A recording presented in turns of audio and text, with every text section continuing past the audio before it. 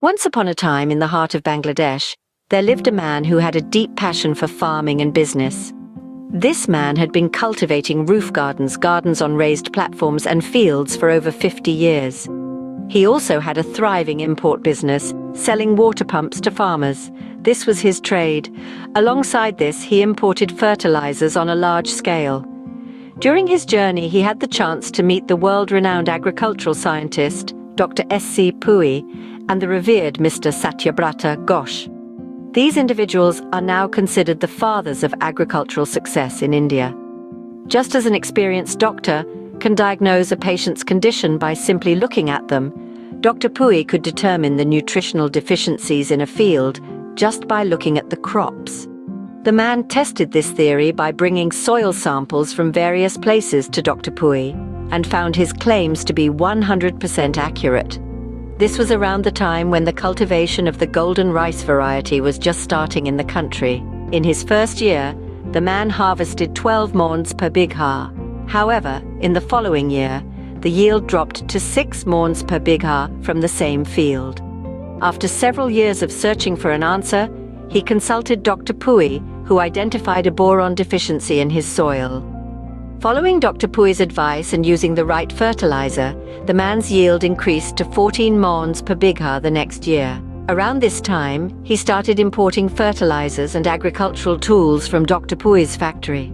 That same year, the government granted permission for fertilizer import through private and public channels. In addition to importing fertilizers, the man spent a lot of time researching and working closely with all agricultural workers.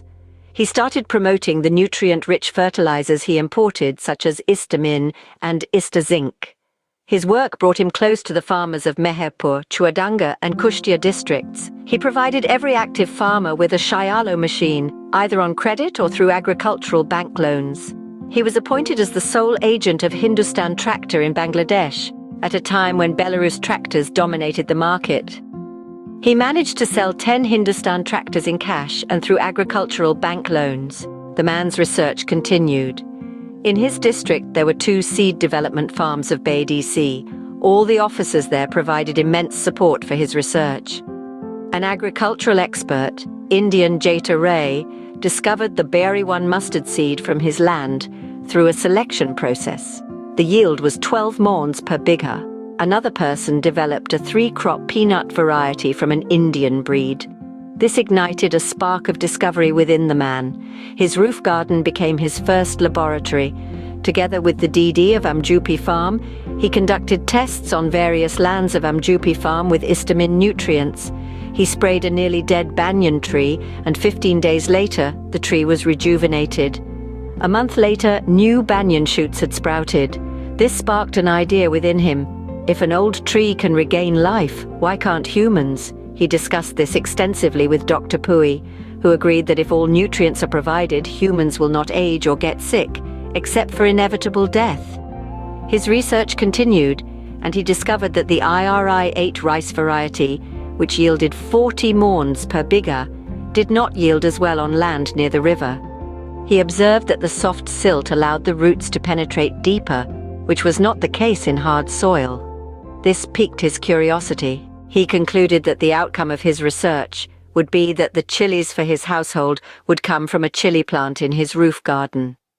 This is the journey of a man who combined his love for farming and business to make a significant impact on agriculture in Bangladesh. The main points to take away from this story are the importance of understanding the nutritional needs of the soil, the value of research and innovation, and the potential that lies in combining business with a passion for farming.